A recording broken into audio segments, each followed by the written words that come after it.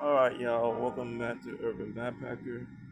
Excuse me for looking rough, but yeah. So, as I sit in front of Bank of America, um, like always, I notice people behavior and habits and everything, body language, and it's interesting when you um, notice these things. And I remember when I used to go to the bank. I used to hate going to the bank. Yeah, meant that I needed like a money order, or I needed to um, put money in the bank or something weird. There wasn't too many issues with check cashing because I had direct deposit for a long time. So when I would go to the bank, it would be inconvenience, and it would be short because Chase versus Bank of America. Chase have very good technology. Like they have very good technology, and at some bank branches, they have very good bank tellers. Like they have, I forgot the name of the setup that they have, but it's called private client. So they have like a regular bank branches, not too many. Like all the banks, they are having issues with all kinds of stuff. So a lot of banks they lease property as well. They don't own a lot of rent property. So private client banks for Chase, they had beautiful bank branches, and the bank branches was like open. It was like open. There was like no like plexiglass or anything, and the only thing that separated you was like a wider countertop on the desk that they was handling everything from, and that was it. Other than that, uh, the manager, those branch managers, they are easily out walking around, and they'll ask you if you need something to drink and other things. And this was before the all-in-one withdrawal machine, and even with that machine, sometimes it's been um, under maintenance. So you still have the courtesy and the hospitality stuff going on in the customer service, and but those was pleasant banks to be in. So your guard wasn't too up, and it wasn't like, oh man, I don't want to be here. They're gonna hit the button, and the bank is gonna close, and they're gonna say I'm trying to rob them or something. But it was more laid back, and uh, it made the clients, so to speak, or you as a person that you know had an account with Chase, it made you more comfortable to be there versus the other places to where you had like a lot of security guard, and they had like a lax security present. So they just had a security guard outside in a car, and sometimes he'll walk around the building, and it's a security guard that's basically a HBD cop, you know, like most banks and everything. But he wasn't in the bank; he was just mostly dealing with the perimeter. And so, and the timing was always quick. Not saying that the other branches wasn't good, but real quick. And I like there was one near where I work.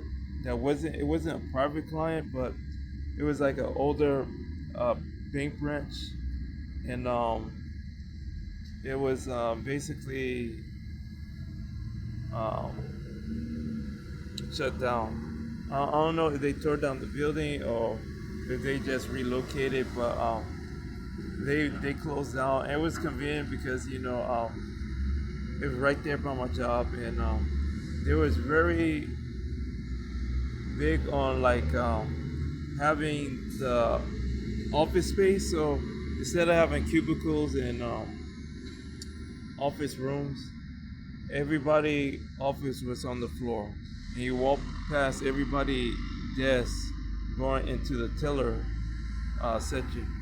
So it was a cool bank layout because you had the the desks, office desks everywhere, and then you have the like the bank vault, like a real bank vault, but nothing in it, nothing in it, because it was just like a display model or something like right there, and then you go on the inside, you have the teller station, and again, it was just like a higher wall and a little tiny, you know, 12 to 24 inch plated glass.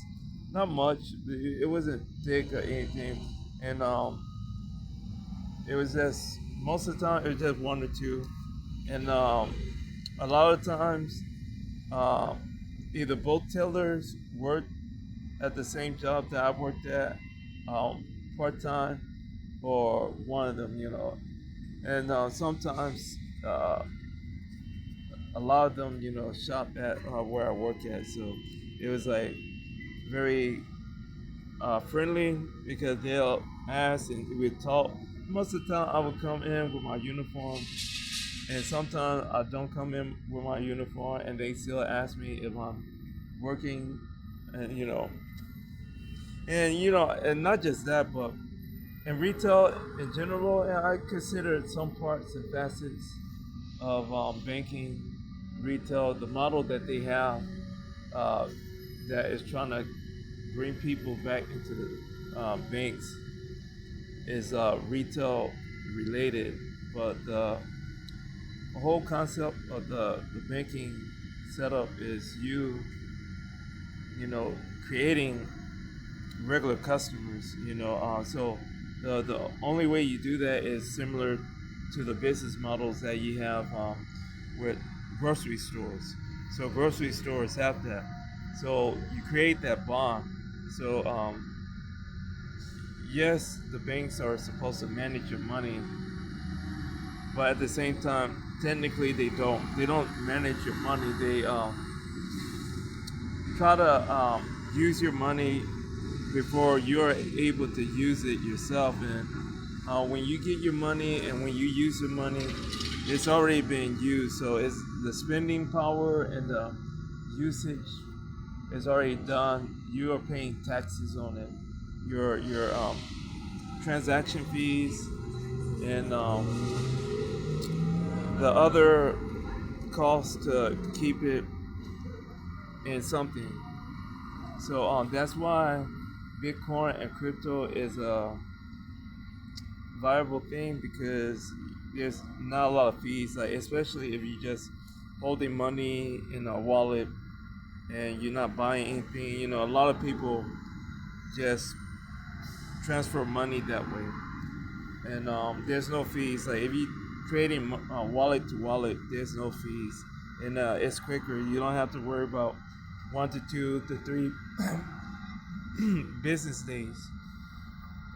So the this retail model of the banks still have people um, body language um, doing funny things when they go into the bank, when they are waiting to get help, and when they are leaving. And it's like if you're uncomfortable with that bank, just get a new bank.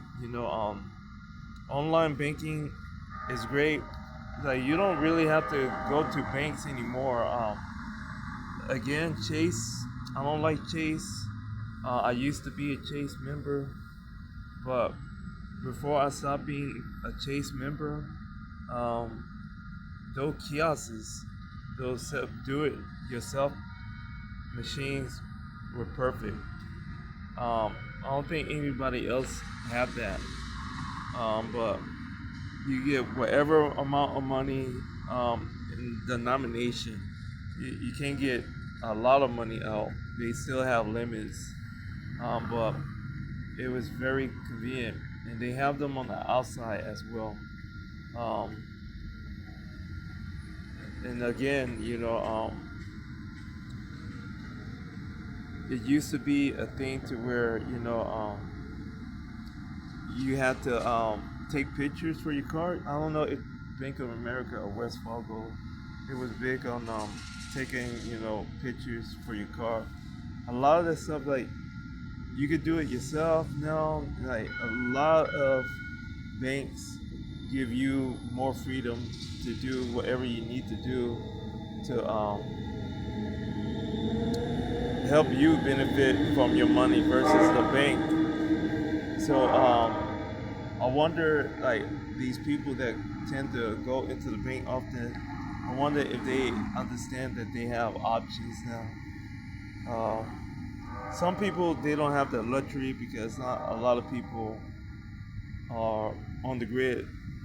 A lot of people are off the grid, so they are still old school with writing checks and everything. I know a lot of people that still write checks, that still paying checks, and that's just the way they are. Like, when I talk to them about why, they think for some odd reason that the transaction that you get all the time in your email statements and all the statements that you have on the apps and everything is not compatible with the paper documentation of it. I'm like, it's the same thing, the electronic footprint don't go anywhere. You have it in your email. They'll send you a copy. You ask for a free copy. So uh, the older people have their habits and tendencies to where they think the paper is gonna be the proof, when every courthouses and other places, they use electronic and social media stuff for evidence as well, or proof of verifying different things. So you don't have to have paper documentation. And I was telling a few old people about this, and they say, no, you need a paper check. They stuck in their ways, and I was like, no, I'm like, uh, I'm trying to explain to you, it's the same thing. It wouldn't hurt to have paper, but it doesn't hurt or to show them the e-print of everything. Is there. It's convenient. You just send it to them by email. They click on it and they have it. So they have a copy. Other people have a copy. And I'm talking just about the court system. Like, if you ever in a situation to where you're suing. So I think a lot of people still have employers that are not aware that it's cheaper for them to just do direct deposit. That's the whole um, that's the whole benefit of the federal government or the IRS trying to get people to get banks, or maybe I don't know how many prepaid cards are um, eligible for income taxes or anything, but most of the time, you could get Workforce Bank, you could get other second chance banking. Um, companies, and you do direct deposit. It's free. There's no maintenance fees most of the time. When you get direct deposit, no maintenance fees, and you are basically able to um, get your money. Most of the time, you get your money earlier now, like a day before, and you are able to do what you think is best, like 50% into your check account, 50% into your savings, or 50% direct, some in cash. But you'll have to look into your company policy about the cash thing, because they really want you to get a direct deposit. The cash thing is so you won't get mugged or robbed when you're at work or leaving work, which was the thing with my job. A lot of people would get robbed in the parking lot and on the bus. So no, because everybody be like bragging, "Oh, we got paid today." It's like, oh, what are you doing?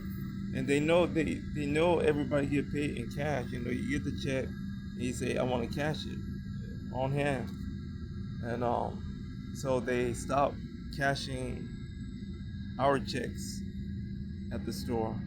They made us go to our parent company store. It's funny because what's stopping people from mugging or robbing you at the parent company store? So and people, you have that walk when you get the money from when you were broke to when you get the money. You have that walk, that strut, that the $1 billion strut, and it's like you went from down and out to I'm back in the game. So I noticed that behavior about people when they come in and leave, or when they discuss it, because some people have to pay credit card payments. So they go in disgusted and they leave disgusted. So that's fun to watch. Um, uh, I don't have that anymore. I have Shine. It's okay. I have Shine. A few other vehicles for using money to hide money. I collect coins, um,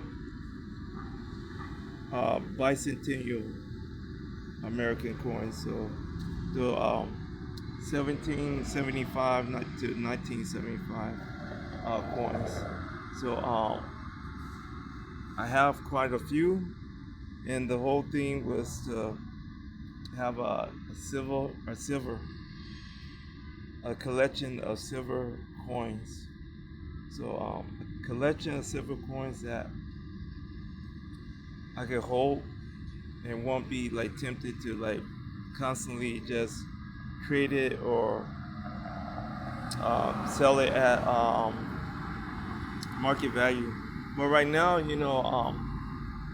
silver is looking good. Like the amount of silver that I calculated that I have and the market value is not bad. It is very similar to gold, not in the whole concept of cost, market value cost, but they are suppressing gold prices, and they are more so suppressing the silver prices. So the gold is gonna always be up at a point during this time period, and the silver is gonna be a little bit behind it.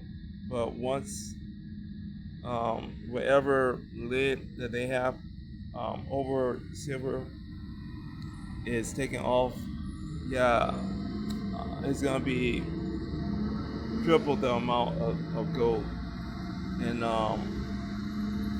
by that time, when silver overruns gold, it's gonna be impossible to stop the silver market from being, put back down. And they can always do that with gold because gold is constantly being stored and held and mined. Silver is starting to become a rare commodity, and not just that, but not a lot of companies want to mine silver anymore. Versus rhodium, platinum, palladium, rhodium. Did I say rhodium? Um, so the other precious metals, the other precious metals are being the ones that are being manipulated right now as well. So it's mostly silver, then gold, and then the other metals. And the other metals they are needed because of the computer chips, dental. A lot of the rare earth stuff is used in dental equipment. A lot of stuff is being used in um, medical equipment for X-rays and everything. So get silver any way you can. Remember, the percentages of silver in quarters and dimes, especially in quarters, that are below the year of 1964. So you want to start collecting coins that are under uh, the year of 1964. And with that being said, peace.